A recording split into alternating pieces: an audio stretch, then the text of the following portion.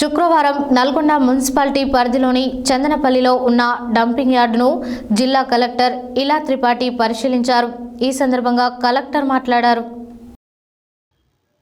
శుక్రవారం నల్గొండ మున్సిపాలిటీ పరిధిలోని చందనపల్లిలో ఉన్న డంపింగ్ యార్డును జిల్లా కలెక్టర్ ఇలా త్రిపాఠి పరిశీలించారు.